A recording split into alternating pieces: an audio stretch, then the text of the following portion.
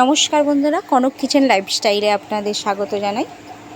আজকে আমি বানাবো ডিম আলু কষা। তো দেখুন বন্ধুরা, ডিমটাকে আমরা সিদ্ধ বসিয়ে দিলাম একটু জল দিয়ে। এবার গ্যাসটাকে আমরা জ্বেলে দেব। তো এবার আমরা ডিমটাকে একটু সিদ্ধ করে নেব। দেখুন বন্ধুরা, ডিমটা সিদ্ধ করে নিয়েছি। এবার ডিমগুলো সিদ্ধ করে ছাড়িয়ে আমি এইভাবে আধখানা করে কেটে নিয়েছি। এবার আমি এতে দিয়ে দেব একটু পরিমাণ মতো একটু লবণ দিয়ে দেব, একটু হলুদ গুঁড়ো দিয়ে দেব,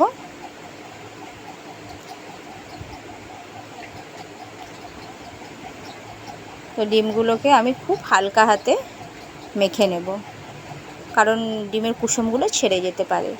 তো সেই জন্য আমি খুব হালকা হাতে ডিমগুলোকে একটু মেখে নেব। তো দেখুন বন্ধুরা, ডিমগুলো আমার প্রায় মাখা হয়ে গেছে। তো চলুন এবার কড়াটা আমি গরম করে নেব। কড়াটা গরম হয়ে গেছে। এবার আমি এতে তেল দিয়ে দেব। কড়াই তেল দিয়ে দিলাম। তেলটাও একটু হালকা গরম করে নেব, তেলটাকেও।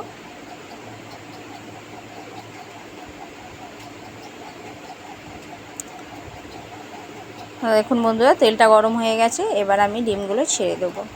তো ডিমগুলো দেখুন বন্ধুরা, আমি এইভাবে উবুড় করে করে ছাড়বো, কারণ ডিমগুলো সোজাভাবে ছাড়লে কুসুমগুলো ছেড়ে যেতে পারে। তো এই জন্য প্রত্যেকটা ডিম আমি এইভাবে উবুড় করে করে ছেড়ে দেবো।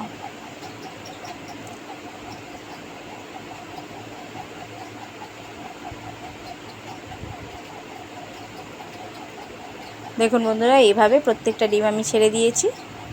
তো দেখুন কত সুন্দরভাবে ভাজা হয়েছে, কুসুমগুলো একদম ঠিক আছে, একটুও ছাড়েনি। তো এইবারে আমি এতে দিয়ে দেবো একটু তেজপাতা। তারপর আমি দুটো এলাচ একটু ফাটিয়ে রেখেছিলাম, এলাচ দুটো দিয়ে দেব। তো এতে আমি সামান্য পরিমাণে একটু তেল অ্যাড করবো বন্ধু, একটু তেলটা কম আছে, তো আমি এতে আর অল্প একটু পরিমাণে তেল দিয়ে দিলাম। তারপর আমি এতে দিয়ে দেব পেঁয়াজ কুচি।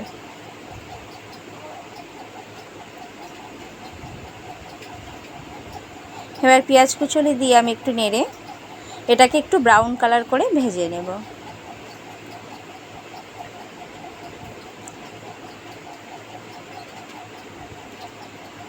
দেখুন বন্ধুরা, এটা ব্রাউন কালার এসে গেছে। এবার আমি এতে দিয়ে দেব রসুন বাটা, আদা বাটা দিয়ে এটাকে আমি একটু নাড়িয়ে নেব।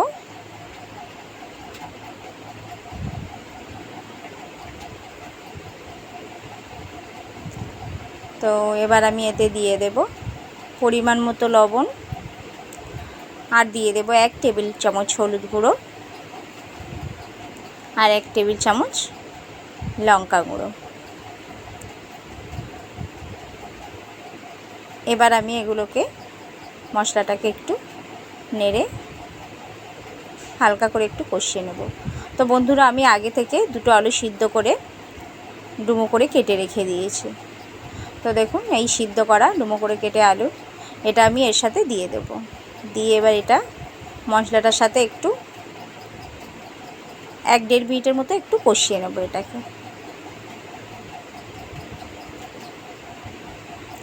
এবার আমি এতে 1/2 চামচ চিনি দিয়ে দেব। 1/2 চামচ চিনি দিয়ে এটাকে আমরা একটু ভালোভাবে কষিয়ে নেব।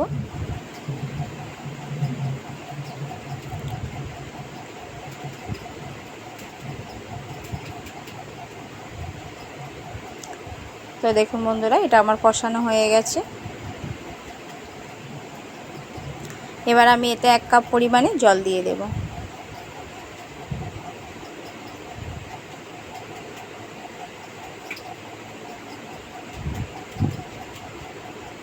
এবার জলটা একটু ফুটে উঠলে আমি ভেজে রাখা ডিমগুলো দিয়ে দেবো। তো দেখুন বন্ধুরা, জলটা ভালোভাবে ফুটে গেছে, জুসটা। তো এবার আমি যে ডিমগুলো আগে থেকে ভেজে রেখেছিলাম, এই দেখুন, এবার এগুলো আমি ছেড়ে দেবো আস্তে করে, কারণ এটা নাড়বো, খুব হালকাভাবে নাড়বো যাতে ডিমের কুসুমগুলো না ছেড়ে যায়। তো এইভাবে এটাকে আমি 2-3 মিনিটের মতো একটু ফুটিয়ে নেব। তো দেখুন বন্ধুরা, এটা প্রায় আমার মোটামুটি হয়ে এসেছে।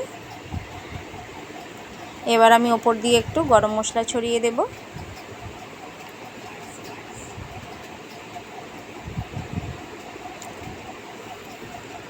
হয়ে গেছে আমার এটা ডিম আলু কষা। তো আমার এই রেসিপিটা আপনাদের কেমন লাগলো বলুন।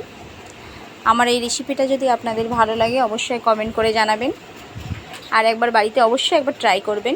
গরম ভাতের সাথে খুবই ভালো লাগবে, এটা রুটির সাথেও খেতে পারেন। তো রেসিপিটা যদি আপনাদের ভালো লাগে অবশ্যই একটা লাইক সাবস্ক্রাইব করে দেবেন। ধন্যবাদ।